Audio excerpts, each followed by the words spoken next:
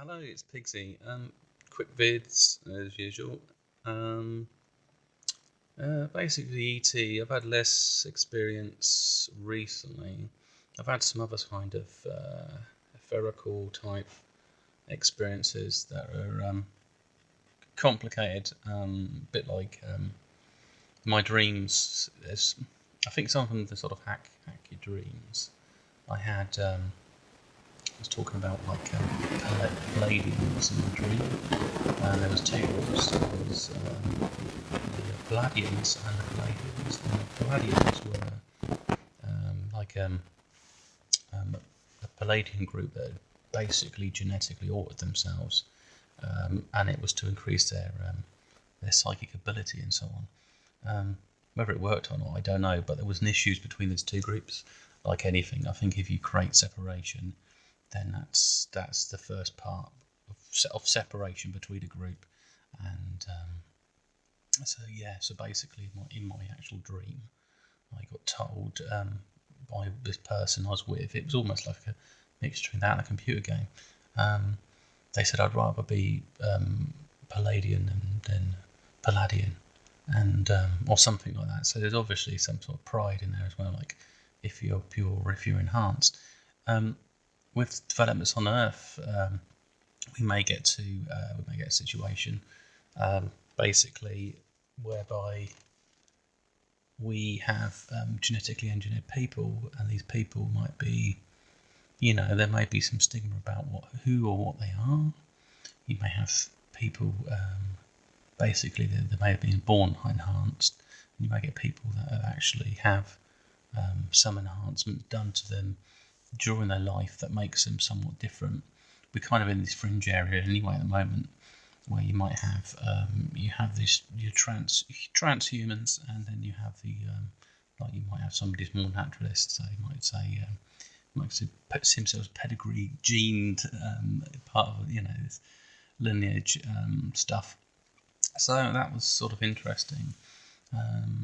Other information I can share with you. I think for things like solar gazing, there's times you should let your eyes rest. Basically, don't overdo it. It is possible. I did notice, like with my eyes. I mean, they look fine. They're fine and healthy, but the veins were up, and I was thinking, well, it's a bit like if you went to the gym and did a workout, your eyes have been working extra hard. It's increased blood flow to the eyes, and therefore, even though everything you do will potentially cause some form of damage, and then your body heals and repairs itself. So it's not injured; it's rather wear and tear. So your body's compensated by increasing the vascular system in the eyeballs, but and there's no sort of side effects. Don't walk around like half blind afterwards. If you're quite new to it, you might get sort of your sunspots for a bit, and then they fade away.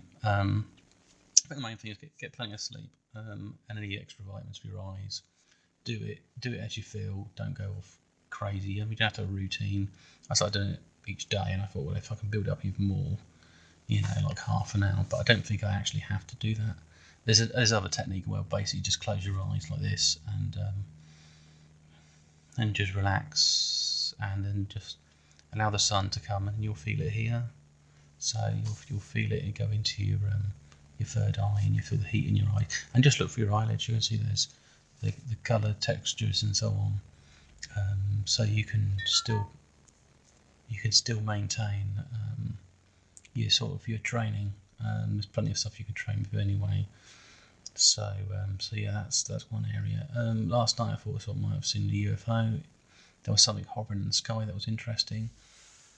And then I used what you call summon intention, and it's basically I'm trying to make a sort of connection in my mind. So I'm visualising it in my mind, and then I'm just visualising trying to send information of where I am. So I've got to create a bird's eye view in my head of where I am. So it's almost like you zoom from yourself upwards, and then you put imagery in your head, like it was near to a park or buildings, what they look like.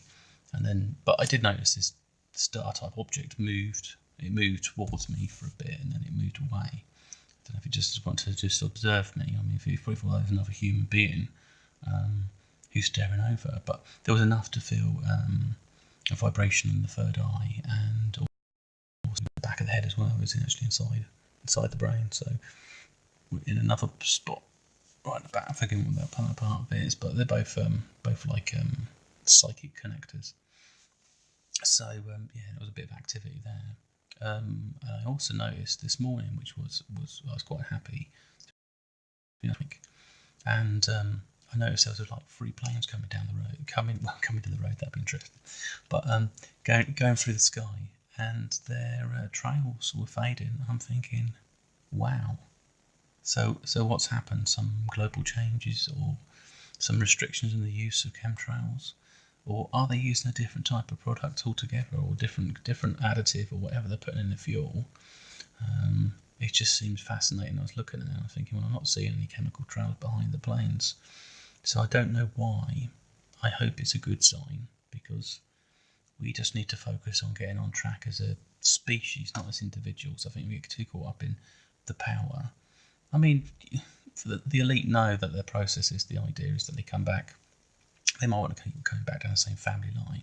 It may be difficult to prove that unless they've got full recognition of their previous lives. But either way, the process is just to evolve in stages. And if we do it as a group, we're more successful than if as an individual. They can attain a certain amount of power, but then they have to make people believe that they got power. So then are they deluding themselves by trying to delude other people? It often, is the way we first lie to ourselves before we lie to others. So they may not see the world in the truest form, and just seeing it as a perception, golden ticket to glory or something. And another person, by tricking another person, doesn't necessarily make you feel better. I mean, there are different dimensions within your own personality, and I sort of mentioned about these things before. A bit like sometimes, like you get narcissists, and to be honest, it's like funny thoughts. I tend to just laugh them off, but some of them you might think, well, that's a bit cruel. You might laugh at it because you know actually going to do it. You think, well, that's a bit mad. But that you see, your mind opens up to other influences. This mind is guarded. This personality.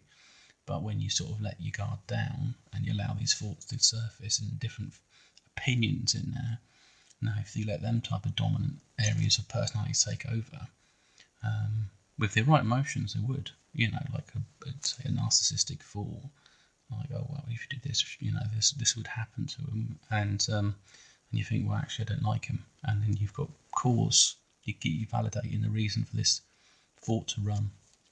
So that's one area of multi-dimensional type personalities.